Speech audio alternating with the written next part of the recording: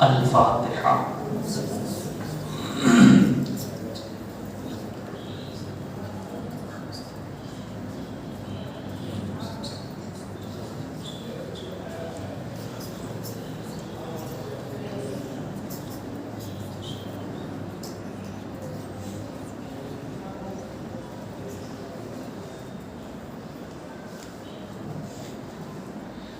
لی خمسۃ اطفی بها حر الوباء الحاطمہ المصطفیٰ والمرتضی وابناہما والفاطمہ۔ غوث اعظم پون بے سر و ساما مدد، قبل عیدی مدد، کعبہ ایما مدد۔ ان اللہ وملائکتہ یصلون علی النبی یا ایھا الذین آمنوا صلوا علیہ وسلموا تسلیما۔ اللہم صل علی سیدنا محمد وعلی آل محمد وبارک وسلم۔ صلاۃ و سلام علیک یا رسول اللہ صلی اللہ تعالی علیہ وسلم۔ سبحان ربک رب العزۃ عما یصفون وسلام علی المرسلین والحمد للہ رب العالمین۔ لا الہ الا اللہ محمد رسول اللہ صلی اللہ علیہ وسلم۔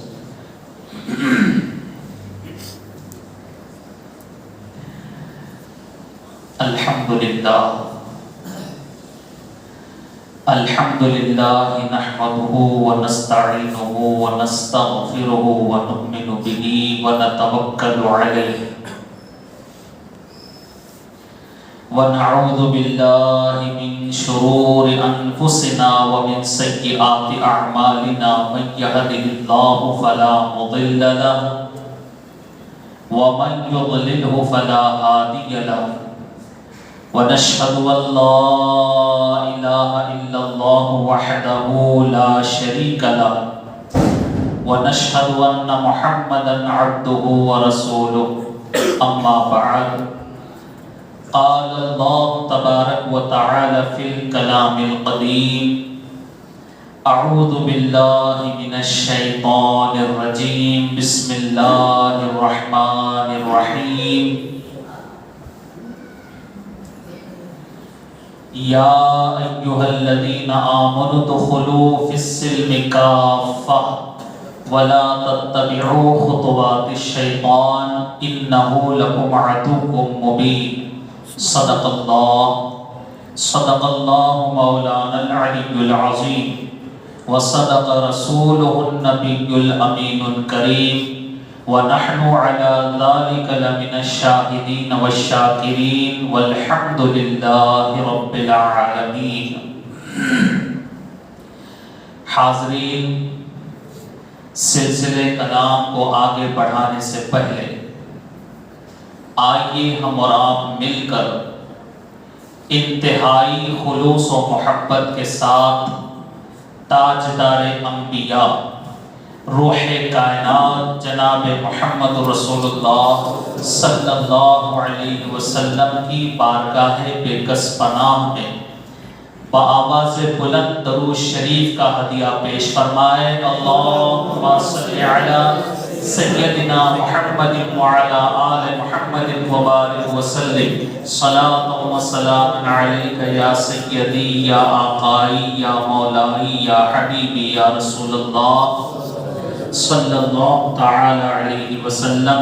ایک مرتبہ اور اللہم صل علی سیدنا محمد وعلی آل محمد وبارک وسلم۔ صلاۃ و سلام علیک یا سیدی یا حبیبی یا آقائی یا مولائی یا رسول اللہ صلی اللہ تعالی علیہ وسلم۔ بارگاہ رسالت والے رسالت میں ایک مرتبہ اور ہدیہ صلاۃ پیش فرمائے۔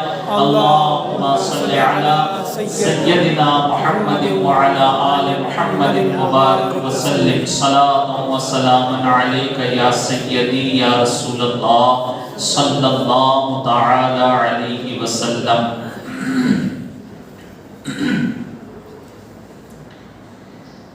اللہ تبارک و تعالیٰ کا بے انتہا فضل و کرم ہے کہ اس نے ہمیں آپ کو ایمان و صحت کی سلامتی کے ساتھ اپنے مقدس گھر میں اپنے پیارے حبیب جناب محمد رسول اللہ صلی اللہ علیہ وسلم کے محبوب سبحانی قطب ربانی غوث سمدانی شیخ عبد القادر جیلانی حضور غوث پاک کی بابرکت محفل میں شامل ہونے کا موقع عطا فرمایا۔ حضور غوث پاک اللہ کے بھی محبوب ہے اور اس کے محبوب کے بھی محبوب ہے،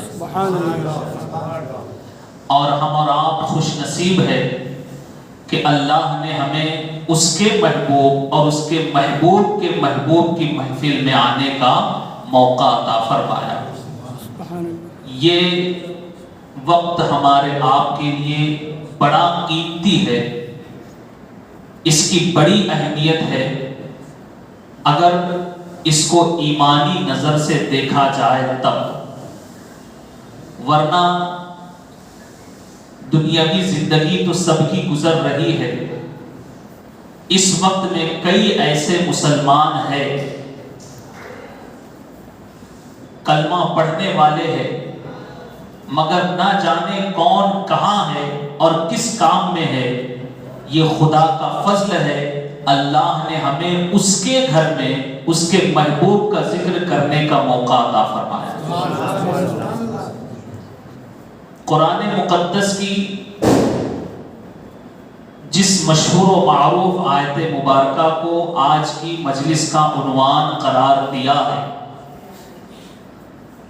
میں امید کرتا ہوں کہ انشاءاللہ مولا تبارک و تعالی اس تعلق سے کچھ اہم باتیں، اصلاحی باتیں ہم اور آپ سنیں گے، اور اس امید پر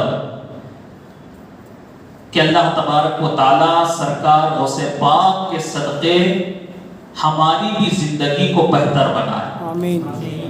اور جو باتیں ہم سنیں ان باتوں پر ہم اور آپ غور کریں اور اپنی زندگی کو بہتر کی طرف لانے کی کوشش کریں۔ قرآن مقدس میں اللہ تبارک و تعالی ارشاد فرماتا ہے، یا ایھا الذین آمنوا ادخلوا فی السلم کافہ۔ یہ ایک حصہ ہے، ترجمہ یہ ہے، اے ایمان والو اسلام میں پورے داخل ہو جاؤ۔ یہ آسان اور سلیس ترجمہ آپ لوگوں کو سنایا۔ آگے بڑھنے سے پہلے یہ بات ذہن نشین کر لے کہ جب بھی ہم اللہ رسول کی کوئی بات سنیں، قرآن کریم کی کوئی بات سنیں، نبی کا کوئی فرمان سنیں، تو وہ سننے سے پہلے اپنی نیت درست کر لے۔ کیا کر لے؟ نیت کو درست کر لے۔ صرف ایک جلسہ ہے، بیان ہوگا، کچھ دیر سننا ہے، اس کے بعد اپنے اپنے کام میں لگ جانا ہے، یا پھر کچھ باتیں کچھ کرامتیں ہم سن لیں گے اور کچھ دیر ہمارا وقت اس میں نکل جائے گا، یا کچھ انٹرٹینمنٹ ہو جائے گا، اس حساب سے یہ باتیں نہ سنیں، بلکہ اس نیت سے سنیں کہ اللہ تبارک و تعالی ان باتوں کے ذریعے ہم کو ہدایت عطا فرمائے۔ یہ سب سے پہلے نیت ہونا بہت ضروری ہے، ورنہ تقریریں ہم بہت سنتے ہیں، جلسے بہت ہوتے ہیں، مگر ہم اور آپ ہدایت سے اس لیے محروم ہیں کہ ہم نے صرف سننے کا مزاج بنایا ہے، کبھی اس کو سمجھنے کی کوشش نہیں کرتے۔ اب تھوڑی دیر اللہ کے کلام پر ہم اور آپ غور کریں۔ یہ جلسہ جشن غوث اعظم کے نام سے ہے، ایسا نہیں کہ غوث اعظم کے بارے میں نہیں کہا جائے گا، ان کے بارے میں بھی بتایا جائے گا، مگر اب تک ہم نے غوث اعظم کے بارے میں جو کچھ سنا ہے وہ کس حساب سے سنا، اور اب جو سنیں گے وہ کس حساب سے سنیں گے، اس کا اندازہ آپ خود لگائیں۔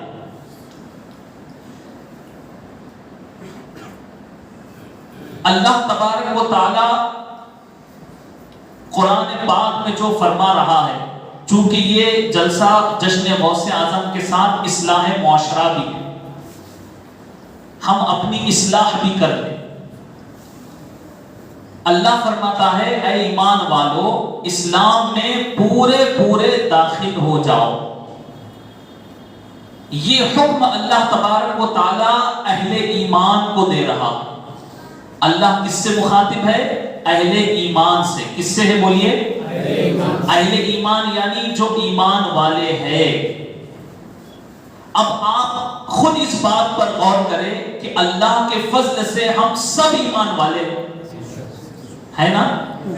سب کو اللہ نے ایمان کی دولت بخشی، اور ایمان یہ سب سے بڑا خزانہ ہے، اس سے بڑی کوئی دولت نہیں، ایمان سے بڑی کوئی دولت نہیں۔ ہم اللہ پر ایمان رکھتے ہیں، اس کے رسول پر ایمان رکھتے ہیں، سارے نبیوں پر ایمان رکھتے ہیں، آسمانی کتابوں پر ایمان رکھتے ہیں، فرشتوں پر ایمان رکھتے ہیں، مرنے کے بعد اٹھائے جانے پر ایمان رکھتے ہیں، اچھی بری تقدیر اللہ کی طرف سے ہے اس پر ایمان رکھتے ہیں۔ تو یہ ساری چیزیں جس کو ہم نے دیکھا نہیں مگر بغیر دیکھے ایمان لائے، یہی ایمان والے کی شان ہے۔ اور اللہ فرماتا ہے الذین یؤمنون بالغیب، مومن وہ ہے جو بن دیکھے مان جائے۔ ایمان والے کی شان کیا ہے؟ بن دیکھے مان جائے۔ ایمان کیا ہے؟ اللہ کو ماننا، رسولوں کو ماننا، فرشتوں کو ماننا، آسمانی کتابوں کو ماننا، مرنے کے بعد اٹھائے جانے کو ماننا، اچھی بری تقدیر کو ماننا، یہ ایمان۔ اب بتائیے جو ایمان کے فرائض ہیں، جو ایمان کی بنیاد ہے، ان میں سے کسی چیز کو ہم نے دیکھا ہے؟ ذرا بولیے نا۔ کسی کو نہیں دیکھا، مگر ایمان سب پر ہے، ایمان سب پر ہے۔ اور یہی ایمان والے کی شان ہے کہ ایمان والا یہ تمام چیزوں پر ایمان رکھتا ہے بغیر دیکھے۔ اور حقیقت میں ایمان والا ہوتا ہی ایسے ہے کہ بس نبی نے کہا امتی نے مان لیا۔ آگے بڑھنے سے پہلے اس ایمان کی مضبوطی کے لیے ایک واقعہ آپ سن لو تاکہ ایمان کیا ہوتا ہے اور صحابہ کا ایمان کتنا مضبوط تھا، اس سے ہم اور آپ اندازہ لگا لیں۔ ایک صحابی رسول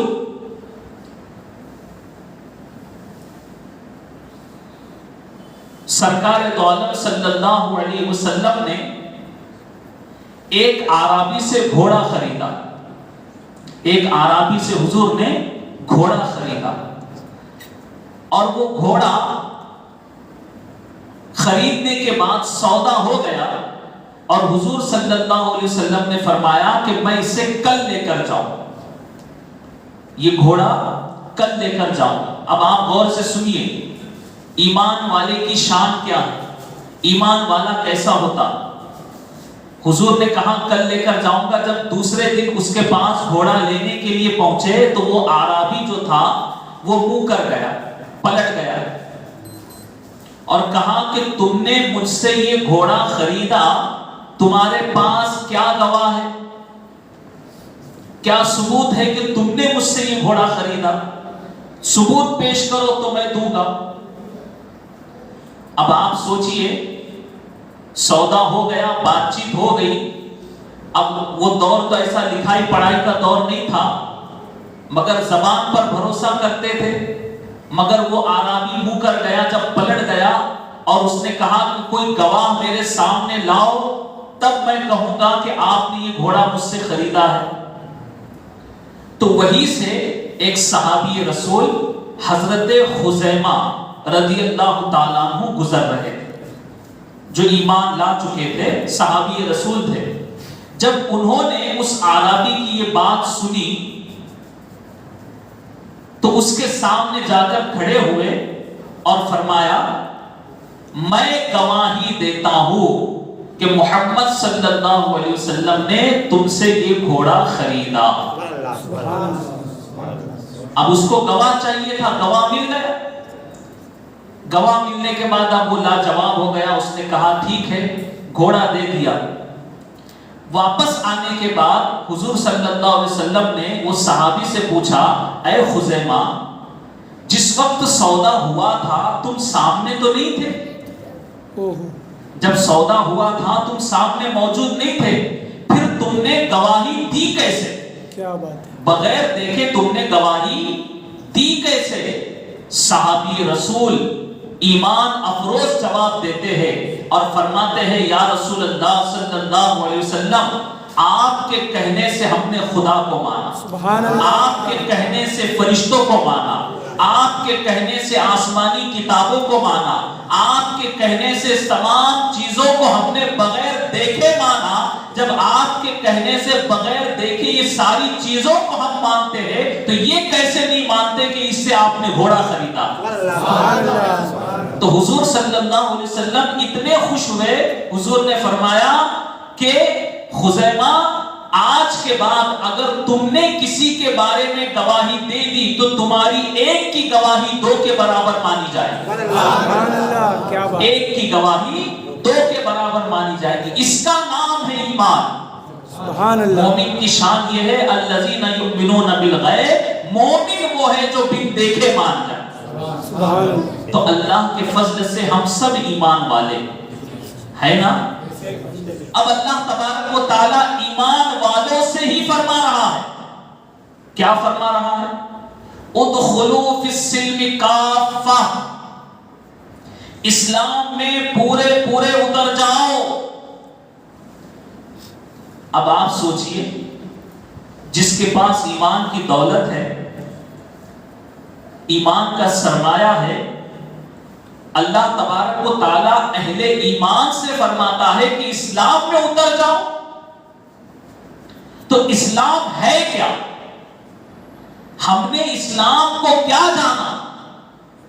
ہم نے اسلام کو کیا سیکھا؟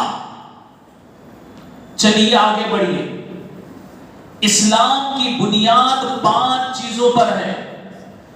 اسلام کی بنیاد کتنی چیزوں پر ہے؟ سب سے پہلا ہے کلمہ، توحید و رسالت، اس کے بعد نماز، روزہ، حج، زکوٰۃ، یہ ارکان اسلام ہے۔ یہ سب کیا ہے؟ اسلام کے فرائض، اسلام کی بنیاد ان 5 چیزوں پر ہے، کلمہ، نماز، روزہ، حج، زکوٰۃ۔ اب یہ 5 چیزوں میں جو پہلی چیز ہے اس کا تعلق ایمان اور عقیدے سے ہے، اور باقی جو 4 چیزیں ہیں اس کا تعلق اعمال صالحہ سے ہے۔ تو 5 چیزیں تو اسلام کی بنیادی ہیں۔ اور ایک بات بتاؤں، مسلمان اسلام کے فرائض جانتا ہے، اسلام کے فرائض کا اس کو علم ہے، معلوم ہے یا نہیں؟ بولیے، ہر مسلمان کو معلوم ہے نا؟ نماز 5 وقت کی فرض ہے، معلوم ہے یا نہیں؟ رمضان کے روزے فرض ہے، معلوم ہے یا نہیں؟ صاحب استطاعت پر حج کرنا فرض ہے، معلوم ہے یا نہیں؟ صاحب نصاب ہونے پر زکوٰۃ دینا فرض ہے، معلوم ہے یا نہیں؟ تو ہر مسلمان کو اس بات کا علم ہے کہ اسلام کے فرائض کیا ہے، عمل نہیں۔ صحیح ہے؟ جانتا ہے مگر عمل نہیں کرتا۔ لیکن یاد رکھو، یہ تو اسلام کی بنیادی چیزیں ہیں، نماز، روزہ، حج، زکوٰۃ، مگر اسی پر اسلام ختم نہیں ہوتا۔ اسلام بڑا وسیع مذہب ہے، اسلام بڑا وسیع مذہب ہے، اور اسلام صرف نماز، روزہ، حج، زکوٰۃ کا نام نہیں ہے۔ آپ مجھے بتائیے، کوئی ایسا شخص، کوئی ایسا مسلمان جو نماز پڑھتا ہے، روزہ رکھتا ہے، حج کرتا ہے، زکوٰۃ دیتا ہے، اور اس کا کردار صحیح نہیں، تو کیا وہ صحیح ہوگا؟ بولیے نا، یہ آپ کا فیصلہ ہے، بولیے۔ نماز پڑھتا ہے، ماں باپ کی نافرمانی، نماز پڑھتا ہے، بڑوں کا ادب نہیں، نماز پڑھتا ہے، شراب بھی پیتا ہے، نماز پڑھتا ہے، سود بھی کھاتا ہے، نماز پڑھتا ہے، اچھے کام کرتا ہے مگر برائی بھی کرتا ہے، اس کے اخلاق صحیح نہیں، تو ہم اس کو صحیح نہیں کہتے. تو اسلام صرف نماز روزے حج زکات کا نام نہیں، حسن اخلاق کا ہونا بھی اسلام. اخلاق کا اچھا ہونا یہ بھی کیا ہے؟ اسلام ہے. دوستو اب تک کے بات یہ ہے کہ ہم مسلمان ہیں، مگر افسوس کہ اب تک ہم نے ہی اسلام کو نہیں سمجھا. صحیح ہے یا غلط؟ اب اسلام کیا ہے؟ اسلام بڑا وسیع مذہب ہے. اس کو سمجھنے کے لیے ہمیں کافی وقت درکار ہوگا، لیکن اگر اسلام کو آسانی سے سمجھنا ہے تو اللہ والوں کی زندگی کو دیکھو. اسلام صرف نماز روزے حج زکات کا نام نہیں، بلکہ سچ بولنے کا نام بھی اسلام ہے. سچ بولنا بھی اسلام ہے. اللہ سے خوف رکھنا بھی اسلام ہے. آخرت کی فکر کرنا بھی اسلام ہے. ایک مسلمان کو کیسا ہونا چاہیے یہ اپنی زندگی میں پریکٹیکلی زندگی بتا کر جو اسلام ہمیں سمجھایا یہ بزرگان دین نے، صوفیاء کرام نے. لیکن افسوس کہ ہم نے بزرگان دین کی زندگی میں صرف کرامتیں دیکھی. کیا دیکھا؟ کرامتیں. صحیح ہے یا غلط؟ غوث پاک کی کتنی محفلیں ہوئی، غوث پاک کی زندگی سے ہم نے کیا لیا؟ اسلام کیا ہے یہ غوث پاک کی زندگی سے سمجھ میں آتا. ہم نے اب تک سنا تو صرف کرامت سمجھ کر سنا، مگر سرکار غوث پاک کا زندگی کا ہر عمل اسلام کے مطابق تھا. بے شک. آؤ میں تمہیں لے چلوں تاکہ واقعات کے ذریعے ہم آسانی سے سمجھیں کہ اسلام ہے کیا. سرکار غوث پاک کے بچپن کا واقعہ ہے. آپ اپنی والدہ ماجدہ سے علم ظاہری تو آپ نے حاصل کیا. غوث پاک جو ماں کے پیٹ سے 17 پارے کے حافظ بن کر پیدا، سبحان اللہ، قرآن پڑھنا سیکھ لیا، علوم ظاہری حاصل کیا، مگر جب پیاس نہ بجھی تو اپنی والدہ سے ماں سے کہتے کہ اماں جان میں علم حاصل کرنے کے لیے بغداد جانا چاہتا ہوں، سبحان اللہ، مجھے اجازت دو. وہ ماں بھی کیسی ماں جو اپنے بچے کو اجازت دے رہی ہے تو کچھ منٹوں کے لیے نہیں، کچھ گھنٹوں کے لیے نہیں، کچھ وقت کے لیے نہیں، زندگی بھر کے لیے. کیا بات ہے. کیونکہ ماں جانتی تھی کہ میرے بچے کے دل میں کتنا ایمان ہے، کتنا اسلام ہے، اسلام سے کتنی محبت ہے. تو ماں نے اپنے بچے کو روکا نہیں. ماں نے اجازت دی تو کہا بیٹا تم کو اجازت دیتی ہوں زندگی بھر کے لیے، اب انشاءاللہ قیامت میں ملاقات ہو. اپنی والدہ سے اجازت لے کر سرکار غوث پاک نے بغداد کا سفر کیا علم حاصل کرنے کے لیے. کس لیے؟ علم حاصل. ذرا بولیے سب، آپ بھی بولیں گے تو نیند نہیں آئے گی. کس لیے سفر کیا؟ علم حاصل کرنے کے لیے. وہ بھی اس زمانے میں جب کوئی سہولتیں نہیں تھی، آسائش حیات کا ساز و سامان نہیں تھا. اس دور میں سرکار غوث پاک نے کتنا مشکل سفر طے کیا. آج دیکھیے ہمیں چھوٹا موٹا سفر کرنا ہو تو ہم کتنی تیاری کرتے ہیں، کس مقصد سے جا رہے ہیں اس پر توجہ نہیں، مگر وہاں کیا کیا سہولتیں ہیں اس پر توجہ زیادہ. آج بھی لوگ سفر کرتے ہیں تو باتیں کرتے ہیں. مثال کے طور پر کسی کو کیرلا جانا ہے کسی اور اسٹیٹ میں، تو دوستوں سے کیا پوچھے گا؟ وہ کیرلا میں کھانا کیسے ملتا، کیا پوچھے گا؟ کھانے کی فکر. کہیں بھی جاؤ تو پہلے کھانے کی فکر، کھانا کیسے ملے، کس مقصد سے جا رہے ہیں، کہاں جا رہے ہیں، کس کام کے لیے، اس پر توجہ نہیں. سہولتیں کیا کیا ملے گی یہ دیکھتے ہیں. سرکار غوث پاک نے کتنا مشکل ترین سفر طے کیا صرف اللہ کی رضا کے، بے شک صرف اللہ کی رضا کے لیے. اور وہ جب سفر پر نکلے تو والدہ نے وصیت کی، آپ کی ماں نے وصیت کی، کہا بیٹا عبد القادر میں تجھے وصیت کرتی ہوں کہ کتنی بھی مشکل آئے، کتنی بھی بڑی مصیبت آئے، مگر جھوٹ نہیں بولنا، ہمیشہ سچ بولنا۔ کیا وصیت کی تھی ماں نے؟ سچ بولنا، ہمیشہ سچ بولنا۔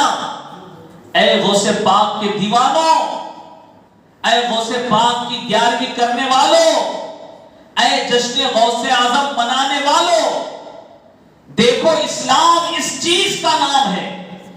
ماں نے وصیت کی، جب سرکار غوث پاک نے سفر کیا، دوران سفر جب ہمدان کے علاقے میں پہنچے، ہمدان ایک علاقے کا نام ہے، ہمدان پہنچے تو وہاں لٹیروں نے، ڈاکوؤں نے آپ کے قافلے کو لوٹا۔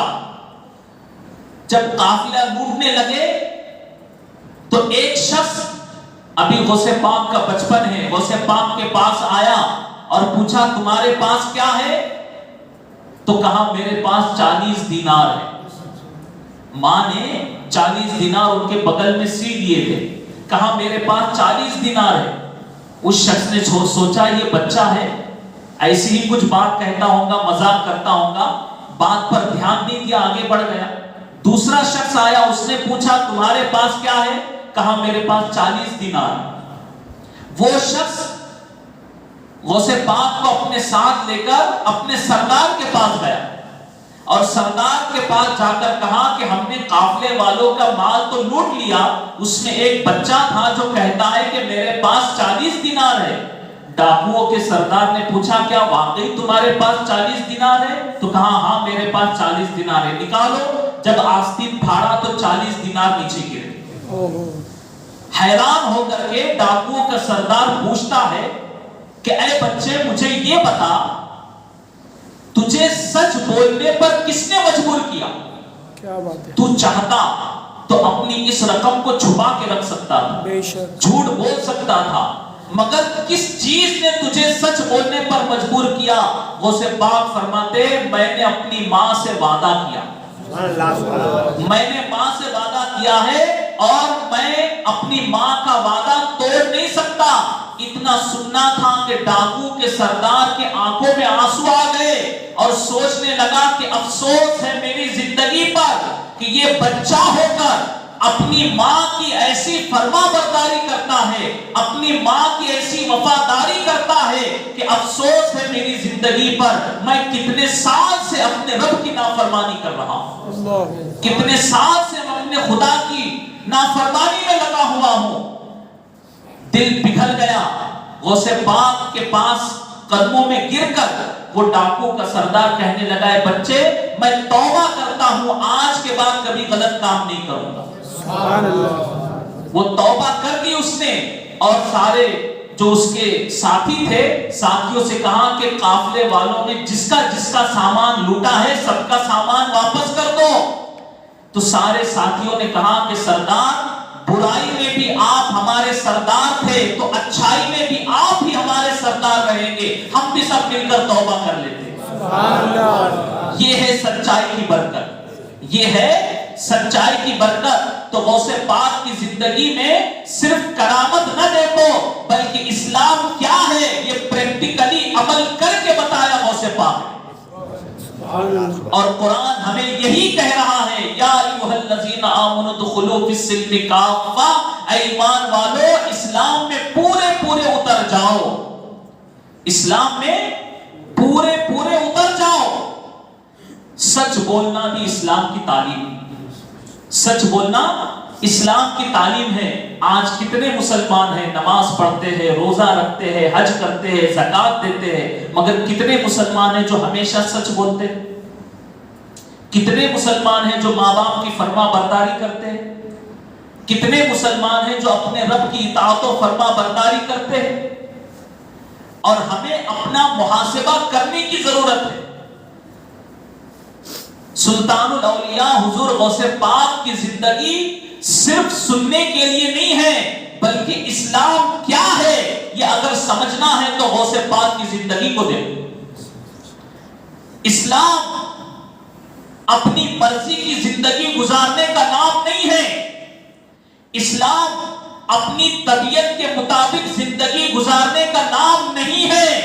اسلام اپنی آخرت کو سنوارنے کا نام. اسلام اپنی آخرت کو بنانے کا نام ہے. اور آپ دیکھیے سلطان الاولیاء سرکار غوث پاک جن کا مقام و مرتبہ اتنا بلند و بالا کہ جو ماں کے پیٹ سے ولی پیدا ہوئے، ماں کے پیٹ سے ولی پیدا ہوئے، وہ غوث پاک جنہوں نے دنیا میں آتے ہی روزہ رکھا، وہ غوث پاک جنہوں نے ماں کے پیٹ میں 17 پارے قرآن کے یاد کر لیے، وہ غوث پاک جو 25 سال تک عراق کے جنگلوں میں پھرتے رہے، مجاہدات، ریاضات، عبادات کرتے رہے، اور اس مقام پر پہنچے کہ غوث پاک فرماتے ہیں کہ میرے پاس مردان غیب یعنی جنات آتے اور خدا کا راستہ پوچھتے، میں ان کو خدا کا راستہ بتاتا. سبحان اللہ. وہ غوث پاک جو تمام اولیاء کے سردار ہے، جنہوں نے جو کہا تو اپنی مرضی سے نہیں کہا، بلکہ اپنے قصیدے میں غوث پاک فرماتے ہیں کہ میں اپنی مرضی سے کچھ نہیں کہتا، جب خدا مجھ سے کہتا ہے عبد القادر بول تب میں کہتا ہوں. وہ غوث پاک جنہوں نے کہا کہ میرا یہ قدم سارے اولیاء کی گردن پر ہے، ان کا وہ فرمان سن کر روئے زمین کے تمام اولیاء اللہ نے اپنی گردنیں جھکا لی. وہ غوث پاک ذرا ان کی زندگی دیکھو جو خدا کی بارگاہ میں اتنے مقبول ہیں.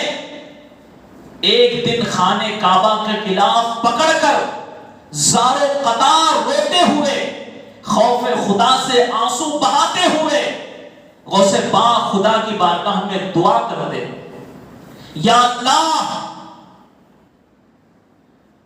اگر قیامت کے دن میرے اعمال تیری بارگاہ میں قبولیت کے لائق نہ ہو تو عبد القادر کو اندھا اٹھا. اللہ اکبر. یہ دعا کون کر رہے؟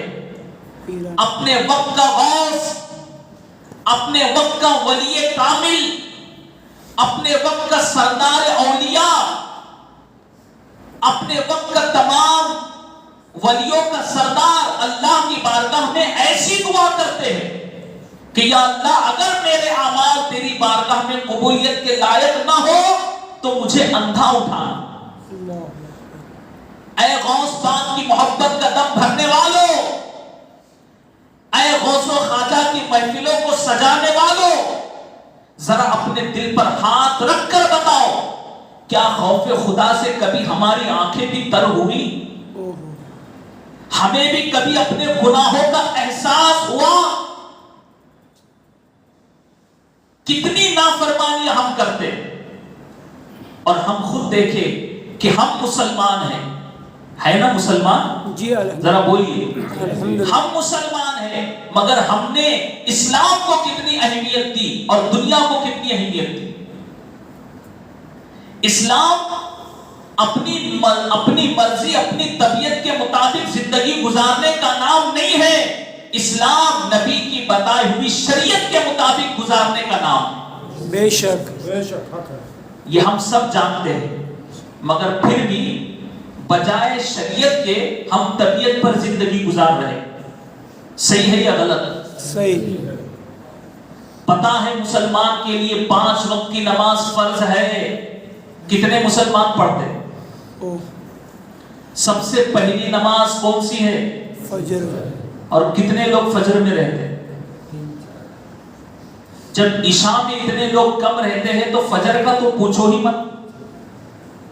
اور مسلمان ہو کر کے جو مسلمان خدا پر ایمان رکھتا ہے، آخرت پر ایمان رکھتا ہے، مرنے کے بعد اٹھائے جانے پر ایمان رکھتا ہے، اور یقین رکھتا ہے کہ خدا کے پاس جانا ہے، باوجود اس کے سمجھ کر بھی جان کر بھی دنیا کی طرف توجہ ہے، دین کو بھلا دیا. اب آپ سوچیں گے کہ مولانا جذبات میں کہہ رہے ہیں، کیسے مسلمان دین کو بھلا سکتا؟ آپ کو بتاؤں جی سننا چاہتے کہ نہیں چاہتے؟ چاہتے ہیں. اب سب کی بات تو نہیں کر رہا ہوں، مگر کچھ ایسے بھی لوگ ہیں جن کو اپنے گھروں کی ذمہ داریاں بہت ہوتی ہے کہ نہیں ہوتی؟ ہوتی ہے. جس کے بچے اسکول میں صبح جاتے ہیں تو بتاؤ صرف بچوں کو اٹھنا پڑتا ہے کہ ماں باپ کو؟ ایمانداری سے بولی. اسکول تو بچہ جا رہا ہے نا، ماں باپ کا کیا کام؟ بچوں کو جگانا، بچوں کی ذمہ داری پوری کرنا، اس کو تیار کرنا. اب بچے کے لیے، اس کی اسکول کے لیے اتنی فکر کہ ماں اٹھ کر کے ساری تیاری کرے، بچے کو سجائے سوارے، اور پھر باپ کا کام کیا ہوتا ہے؟ ڈراپ. 5 منٹ پہلے اٹھے اور جا کے بھلے وہ نائٹ ڈریس میں کیوں نہ.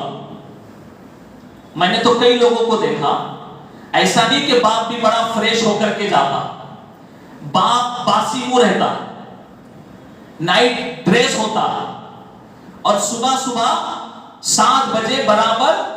اب اس کے لیے یہ ڈیوٹی بڑی اہم ہے. ماں نے تو اپنا کام کیا، اب باپ کی ذمہ داری ہے کہ اسکول پہنچانا ہے. اب وہاں کوئی بہانہ نہیں چلے گا.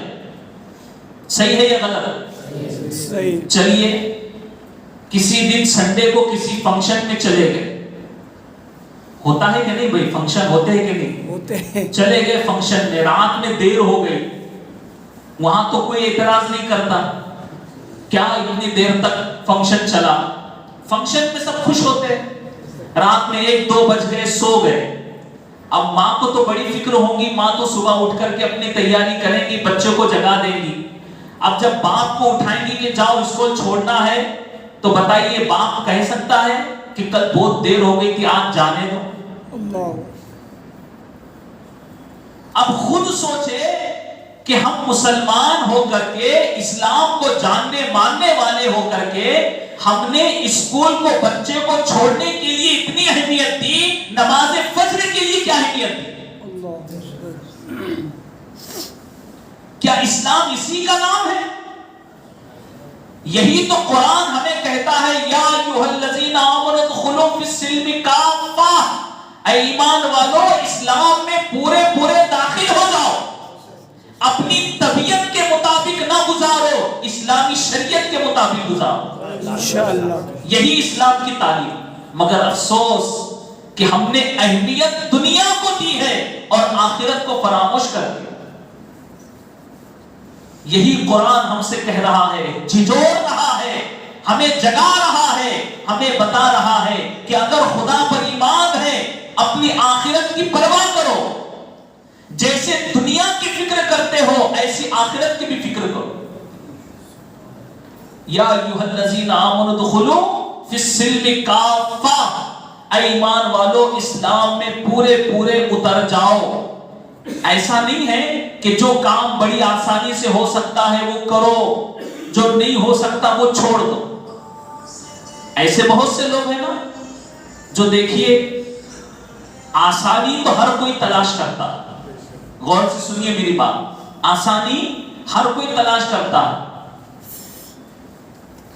جیسے بزرگان دین کی زندگی میں کوئی طریقہ ہے بزرگوں کا جو آسانی سے عمل کر سکتے ہیں، تو لوگ کہتے ہیں یہ بزرگوں کا طریقہ ہے. کیا کہتے ہیں؟ یہ بزرگوں کا طریقہ ہے، بزرگوں نے ایسا کیا. تو جو بزرگوں نے بتایا وہ طریقے پر تو عمل ہے جو آسانی سے ہو سکتا ہے، لیکن جس پر عمل کرنا مشکل ہے وہاں بزرگوں کا طریقہ یاد نہیں آتا. پھر اگر کوئی کہے کہ بیوی بچوں کا حق ادا کرنا تو نبی کی سنت ہے، نبی نے فرمایا بیوی بچوں کا حق ادا کرو، تو کیا نبی نے یہ نہیں کہا کہ تم خدا کا بھی حق ادا کرو؟ پہلے وہ حق ہے یا یہ حق ہے؟ عزیزان گرامی، برادران ملت اسلامیہ، اسلام اپنی من مانی زندگی گزارنے کا نام نہیں ہے، اسلام اللہ رسول کی مرضی کے مطابق زندگی گزارنے کا نام ہے. یہی اسلام ہے، اور اپنی آخرت کو سنوارنے کا نام اسلام ہے.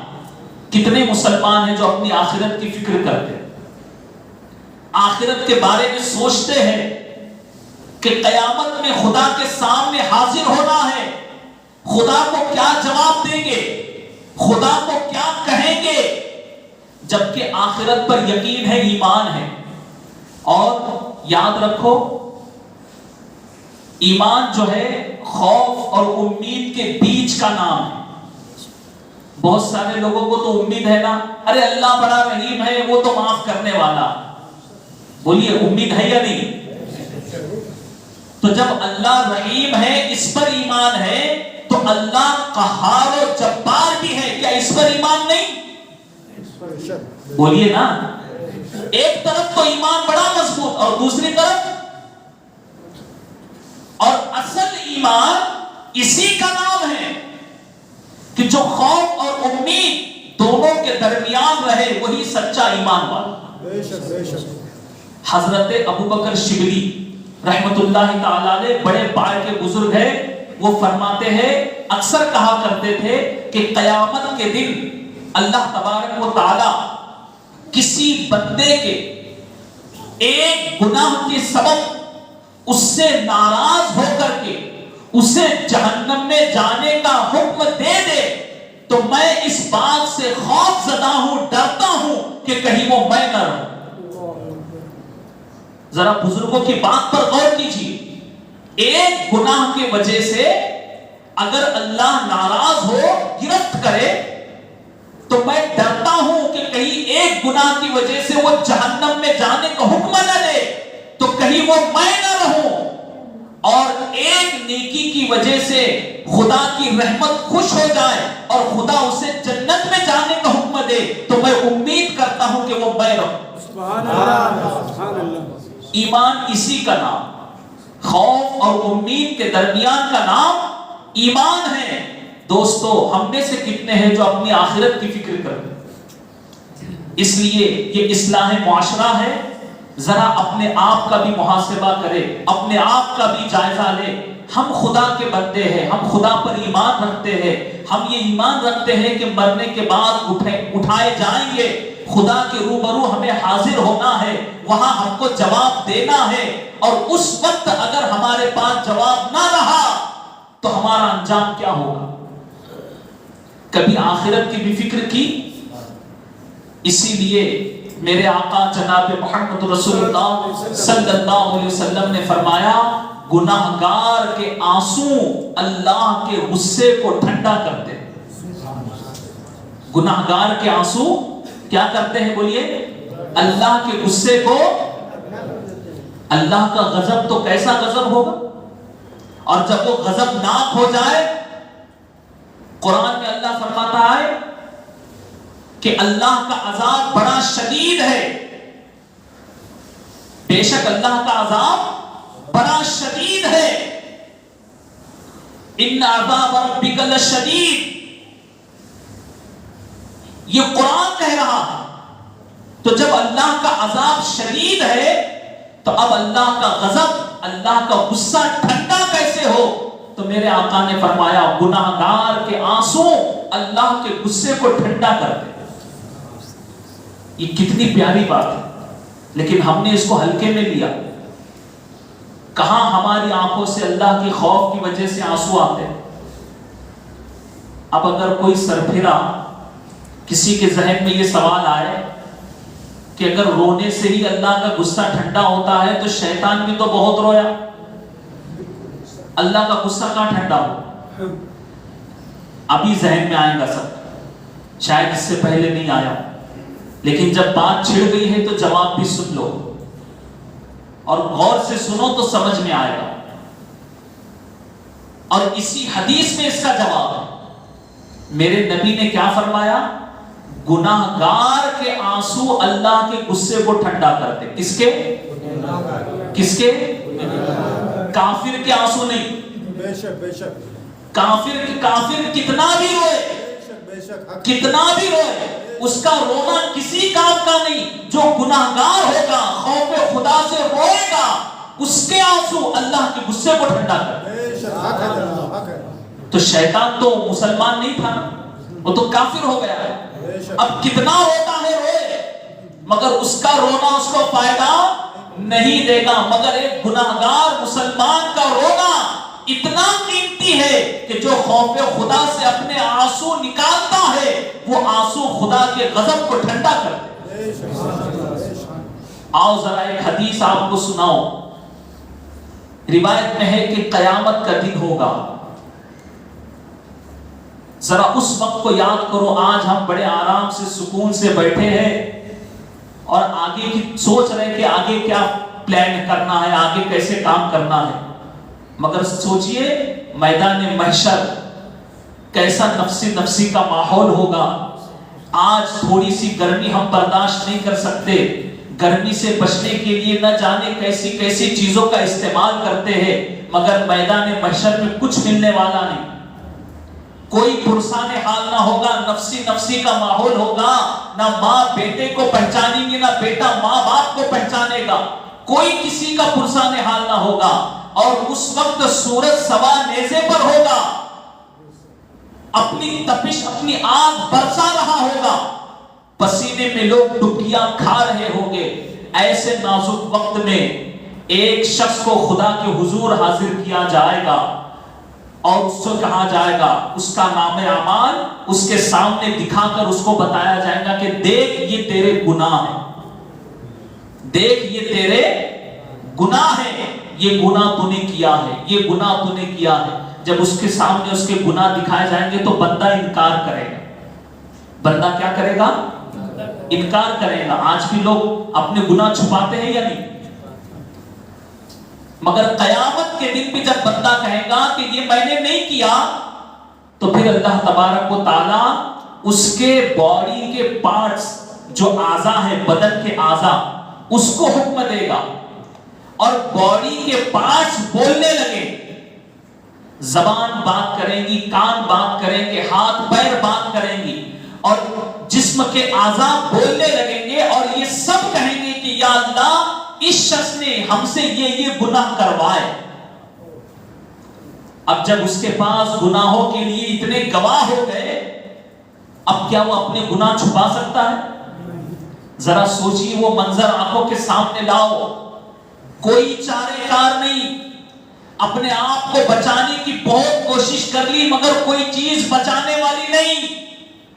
اب خدا کا حکم ہوگا، یہ گناہگار بندہ ہے، میرے حکم سے اسے جہنم میں لے جاؤ۔ اب فرشتے جو بھی کرتے ہیں خدا کے حکم سے کرتے، اپنی مرضی سے نہیں کرتے۔ فرشتے اس شخص کو جہنم میں لے جانے کی تیاری کرنے لگیں گے، تو اس کے پلکوں کے بال میں سے، اس کی پلک جو ہوتے ہیں نا، پلک آنکھوں کے اوپر پلک، پلکوں کی بال میں سے ایک بال اللہ کی بارگاہ میں عرض کرے گا، یا اللہ میں تیری بارگاہ میں کچھ عرض کرنا چاہتا ہوں، اگر تو اجازت دے۔ تو اللہ فرمائے گا اجازت ہے۔ تو وہ بال عرض کرے گا، یا اللہ کیا تیرا یہ وعدہ نہیں تھا؟ تیرے حبیب نے یہ نہیں کہا تھا کہ جو تیرے خوف کی وجہ سے اتنا روئے کہ اس کی آنکھوں کے پلکوں کے بال میں سے ایک بال بھیگ جائے تو اس کے گناہ سارے معاف کر دے؟ تو اللہ فرمائے گا ہاں یہ میرا وعدہ تھا۔ تو وہ بال عرض کرے گا، یا اللہ میں گواہی دیتا ہوں کہ اس بندے نے ایک مرتبہ تیری خوف کی وجہ سے اپنی آنکھوں سے اتنا آنسو نکالا تھا کہ میں اس سے بھیگ گیا تھا، میں اس سے بھیگ گیا تھا۔ بس وہ بال جیسے ہی گواہی دے گا، خدا کا حکم ہوگا، اب میرے اس بندے کو میں نے بخش دیا، سارے گناہ معاف فرما دیے، اے فرشتوں اسے جنت میں لے جاؤ، اے فرشتوں اسے جنت میں لے جاؤ۔ قیامت کے دن ندا لگے گی کہ دیکھو اللہ تعالیٰ نے ایک بال کی وجہ سے اس بندے کے سارے گناہ معاف فرما دیے۔ رحمت حق بہانہ می جویت، اللہ کی رحمت بہانہ تلاش کر۔ اللہ کی رحمت کیا ڈھونڈتی ہے؟ بہانہ ڈھونڈتی ہے۔ اس سلسلے میں ایک اور واقعہ آپ کو سناؤ۔ کیا خدا کی رحمت، اللہ، اگر اس کی رحمت نہ ہوتی تو دوستو ہمارا کیا ہوتا؟ ہم تو سراپا گناہگار ہے، خطا کار ہے، سیاہکار ہے، بدکار ہے، مگر خدا سے امید ہے۔ بے شک بے شک۔ اور یاد رکھو، اسلام اپنی مرضی سے زندگی گزارنے کا نام نہیں، اللہ رسول کی مرضی کے مطابق گزارنے کا نام اسلام ہے۔ بے شک بے شک۔ اور تبھی جن بزرگان دین نے اللہ رسول کی مرضی کے مطابق زندگی گزاری، تبھی وہ امید کرتے ہیں کہ اللہ کی رحمت ہمارے کام آئے۔ بے شک بے شک۔ اپنی مرضی سے زندگی گزار کر نہیں، اللہ کی مرضی سے زندگی گزار کر امید کرتے ہیں کہ ہمیں خدا کی رحمت ملے۔ اس کی رحمت کا کیا پوچھنا؟ قیامت کے دن ایک شخص ایسا ہوگا میدان محشر میں جس کے پاس صرف ایک نیکی کی کمی ہو۔ کتنی؟ ایک نیکی کی کمی ہوگی۔ ایک نیکی اگر اس کو مل جائے تو وہ جنت کے قابل ہوگا۔ اللہ تعالیٰ اس سے فرمائے گا، جا میدان محشر میں چکر لگا، ایک نیکی تجھے کوئی دے دے تو تو جنتی ہو سکتا۔ بتائیے نفسا نفسی کے ماحول میں کون اپنی نیکی دے گا؟ وہ شخص دوڑتا رہے گا، ہر کسی سے مانگتا رہے گا، مگر کوئی ایک نیکی دینے تیار نہیں۔ سب کو اپنی پڑی ہوگی کہ ہم کو کوئی نیکی دے۔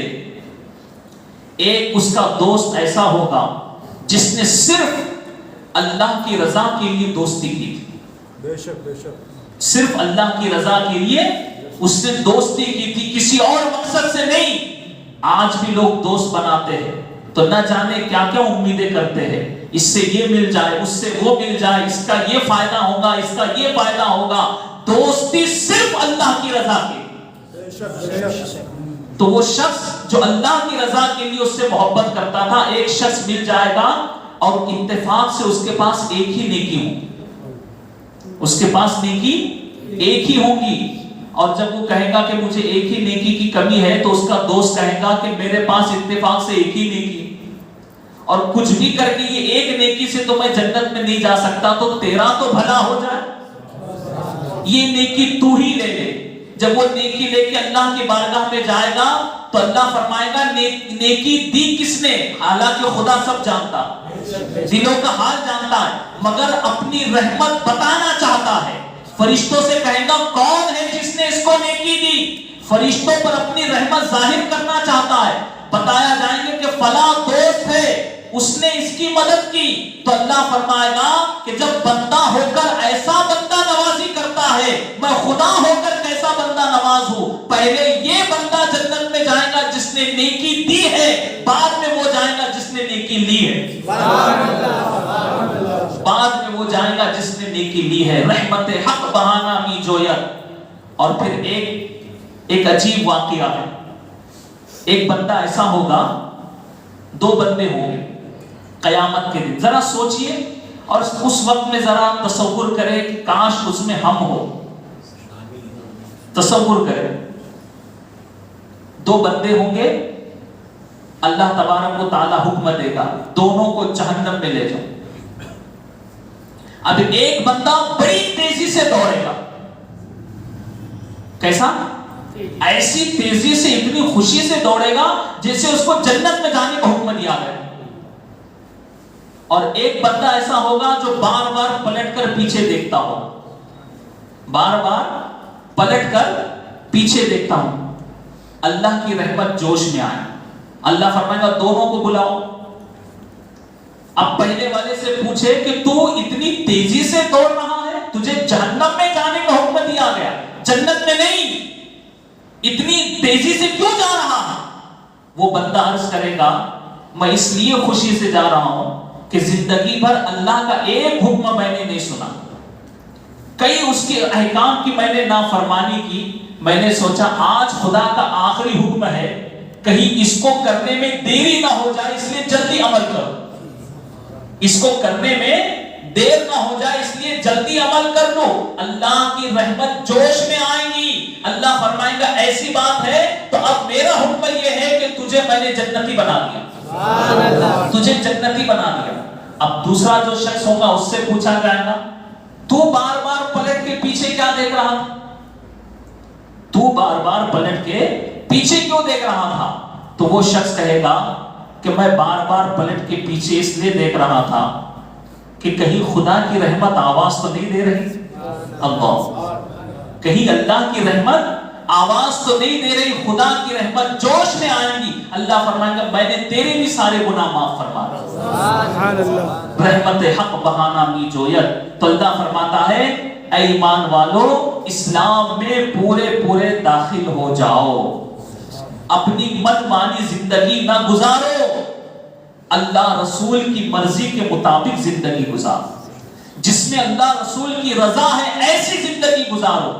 مگر آج ہمارے دلوں میں دنیا کی محبت ایسی بسی ہوئی ہے کہ ہم دوسرے فنکشنوں میں جاتے ہیں، دوسرے پروگراموں میں جاتے ہیں، دنیاوی کاموں میں جاتے ہیں، کسی دوست کے یہاں جاتے ہیں، کسی رشتہ دار کے یہاں جاتے ہیں تو ہمیں وہاں وقت کا خیال نہیں رہتا، مگر جب دینی محفلوں میں آتے ہیں، ذکر کی محفلوں میں آتے ہیں، اللہ رسول کے کام میں آتے ہیں تو بڑے ٹائم کی فکر ہوتی، گھر کی بڑی یاد آتی ہے۔ دوستو مسلمان ایسا نہیں ہے کہ جس کا دل دنیا میں لگے، مسلمان ایسا ہے جس کا دل اللہ کی طرف لگے۔ مسلمان کیسا ہونا چاہیے؟ جس کا دل اللہ کی طرف لگے، اللہ کے ذکر کی طرف لگے، اور اللہ بھی کیسا کریم ہے آپ دیکھیے، کیسا رحیم ہے آپ دیکھیے، جب بندے جمع ہو کر کے اللہ کو یاد کرتے ہیں، اس کا ذکر کرنے کے لیے جمع ہوتے ہیں، تو اللہ تبارک و تعالیٰ نے فرشتے پیدا کیے ہیں، کچھ ایسے فرشتے ہیں جو صرف یہی تلاش کرتے ہیں، یہی ڈھونڈتے ہیں زمین پر کہ کون سی ایسی محفل ہے جہاں بندے جمع ہو کر کے خدا کو یاد کر رہے ہیں۔ سبحان اللہ۔ آپ سوچئے آج ہم یہاں بیٹھے ہیں مسجد خواجہ غریب نواز میں، یہ معمولی محفل نہیں ہے، بلکہ یہاں اللہ رسول کے ذکر کے لیے ہم جمع ہوئے تو اس کی اتنی اہمیت ہے کہ آج ہماری اس مجلس کو فرشتوں نے گھیر لیا۔ حدیث پاک میں ہے کہ فرشتے اس محفل کو گھیر لیتے ہیں، اور اتنے فرشتے ہوتے ہیں کہ ان کی تعداد زمین سے لے کر آسمان تک ہوتی ہے، زمین سے لے کر آسمان تک ہوتی ہے، اور وہ فرشتے اللہ کی بارگاہ میں کھڑے ہو کر کے، اللہ سب جانتا ہے، ذرا دیکھو اللہ بتانا چاہتا ہے کہ اس کی اہمیت کیا ہے تاکہ فرشتوں پر بھی ظاہر ہو جائے ذکر کرنے والے بندوں کا مقام کیا، سبحان اللہ، اللہ کو یاد کرنے والے بندوں کا مقام کیا ہے، یہ فرشتوں کو بھی پتا چل جائے۔ اس لیے اللہ تعالیٰ کی بارگاہ میں وہ فرشتے حاضر ہوتے ہیں جو ایسی محفلوں میں جمع ہو کر اللہ کو یاد کرتے ہیں، اللہ کے وہ فرشتے انہیں گھیر کر آسمان تک کھڑے ہوتے ہیں، اور اللہ تبارک و تعالیٰ فرشتوں سے پوچھتا ہے، حالانکہ سب جانتا ہے پھر بھی پوچھتا، اے میرے فرشتوں بتاؤ وہ بندے جمع ہو کر کیا کر رہے تھے؟ سبحان اللہ۔ تو فرشتے عرض کرتے یا اللہ وہ بندے تیرا ذکر کر رہے تھے، تجھے یاد کر رہے تھے، تیرا نام لے رہے تھے۔ اللہ فرماتا ہے کیا انہوں نے مجھے دیکھا ہے؟ وہ بندوں نے مجھے دیکھا ہے؟ فرشتے عرض کر دیا اللہ تجھے نہیں دیکھا۔ اللہ فرماتا ہے اگر دیکھ لیتے تو کیا حالت ہوتی؟ تو فرشتے عرض کرتے یا اللہ اگر تجھے دیکھ لیتے تو اور زیادہ تیرے چاہنے والے ہو جاتے، اور زیادہ تیرا ذکر کرتے، اور زیادہ تیری ثنا مدح ثنا بیان کرتے۔ پھر اللہ فرماتا اے میرے فرشتوں یہ بتاؤ وہ میرے بندے کس چیز کا سوال کر رہے تھے؟ تو فرشتے عرض کرتے یا اللہ وہ تیرے بندے جنت کا سوال کر رہے ہیں۔ کس کا سوال؟ جنت کا۔ تو اللہ فرماتا کیا انہوں نے جنت کو دیکھا ہے؟ فرشتے عرض کرتے یا اللہ جنت کو نہیں دیکھا۔ تو اللہ فرماتا ہے کہ اگر جنت کو دیکھ لے تو کیا ہوگا؟ تو فرشتے عرض کرتے یا اللہ اگر دیکھ لے تو اور جنت کی خواہش میں تڑپیں گے، مچلیں گے، اور جنت کی کوشش کے لیے تجھے یاد کرتے رہیں گے، جنت کو پانے کے لیے تیرا ذکر کرتے رہیں گے۔ پھر اللہ فرماتا ہے اچھا یہ بتاؤ، دیکھو خدا سب جانتا ہے، ہمارے دلوں کا حال جانتا ہے، مگر فرشتوں سے پوچھنا کیوں؟ فرشتوں سے عرض کرتا ہے، فرشتوں سے پوچھتا ہے اللہ کیا وہ میرے بندے کس چیز سے پناہ طلب کر رہے، کس چیز سے پناہ طلب کر رہے تھے، حفاظت مانگ رہے تھے؟ تو فرشتے عرض کرتے یا اللہ وہ جہنم سے پناہ طلب کر رہے تھے، جہنم سے بچنے کی دعا مانگ رہے تھے۔ اللہ فرماتا ہے کیا انہوں نے جہنم کو دیکھا ہے؟ فرشتے عرض کرتے یا اللہ جہنم کو نہیں دیکھا۔ اللہ فرماتا اگر دیکھ لے تو کیا ہوگا؟ فرشتے عرض کرتے یا اللہ اگر انہوں نے جہنم کو دیکھ لیا تو اور زیادہ تمنا اور زیادہ دعا کریں گے کہ اللہ ہمیں جہنم سے بچا، اور زیادہ تمنا کریں گے۔ تو اللہ تبارک و تعالی فرشتوں کے سامنے اپنی رحمت کا اظہار کرتے ہوئے فرماتا ہے اے فرشتوں تم گواہ رہنا اس ذکر کی محفل میں جتنے لوگ شامل تھے میں نے سب کو بخش دیا، سب کے گناہوں کو معاف فرما دیا۔ فرشتے عرض کرتے یا اللہ اس محفل میں فلاں بندہ ایسا بھی تھا جو ذکر کے لیے نہیں آیا تھا، صرف اپنے مقصد کے لیے آیا۔ تو اللہ فرماتا ہے وہ اپنے مقصد کے لیے بھی آیا تھا مگر میرے ذکر کی محفل میں آیا تھا، اس محفل کی وجہ سے میں نے اس کو بھی بخش دیا۔ رحمت حق بہانا می جویت۔ تو دوستو یہ کتنی بابرکت محفل ہے کہ ہم نے اللہ رسول کا ذکر کیا، اللہ کے محبوبین کا ذکر کیا، ہم اس میں کچھ وقت دیتے ہیں تو یہ بڑا کام نہیں ہے، یہ محض خدا کا فضل ہے، بے شک یہ محض اللہ کا فضل ہے کہ اللہ نے ہمیں توفیق دی کہ ہم اس کے گھر میں آئے۔ اگر اس کا فضل نہ ہوتا تو یہ ہماری اوقات نہیں تھی کہ ہم اس کے گھر کی تحریر چلتے، اگر اس کا کرم نہ ہوتا تو ہم اپنے اپنے گھروں میں ہوتے، نہ جانے کس گناہ میں لگے ہوتے، مگر خدا کا فضل ہے کہ اللہ نے ہمیں سارے گناہ سے بچا کر اپنے گھر میں بیٹھنے کی توفیق عطا فرمائی۔ سبحان اللہ، بے یہ شک کتنے بڑے فضل کی بات ہے۔ تو میں چاہوں گا کہ ہم کچھ دیر مل کر کے اللہ کی بارگاہ میں اپنے گناہوں سے توبہ کریں۔ توبہ کرنے والے بندے خدا کو بہت پسند ہے۔ اللہ فرماتا ہے ان اللہ یحب التوابین ویحب المتطہرین، بے شک اللہ تبارک و تعالی توبہ کرنے والوں اور پاک رہنے والوں کو پسند فرماتا ہے۔ تو آپ اللہ کو پسندیدہ، اللہ کے پسندیدہ بننا چاہتے ہیں؟ جی ہاں، سب بولیے، سب کا ارادہ ہے، سب بننا چاہتے ہیں؟ تو ہمیشہ، صرف آج نہیں، آج میں طریقہ بتاؤں گا، روزانہ سونے سے پہلے اتنا عمل ضرور کریں، انشاءاللہ کریں گے انشاءاللہ، اور اپنے لیے بھی دعا کریں، مجھ فقیر اشرفی کے لیے بھی دعا کریں، اور دعا میں جو آپ کی مرضی ہے وہ مانگے، جو جائز دعا ہے، مگر ایک دعا ہمیشہ کرے کہ اللہ ہم سب کے ایمان کو سلامت رکھے، ایمان پر قائم رکھے اور ایمان پر خاتمہ بالخیر فرمائے۔ اب آؤ اللہ کو پسندیدہ، اگر ہم کو بننا ہے اللہ کے پسندیدہ بندے تو کیا عمل کرنا ہے میں آپ کو بتاتا ہوں۔ دو زانوں بیٹھیے جیسے التحیات میں بیٹھتے اور صرف خدا کے لیے، تو اللہ اتنا خوش ہوتا ہے کہ یہ بندہ شیطان سے لڑ رہا ہے صرف میرے لیے۔ یہ نیت کرے کہ بس اللہ کی رضا کے لیے اپنی گردنیں جھکا لے اور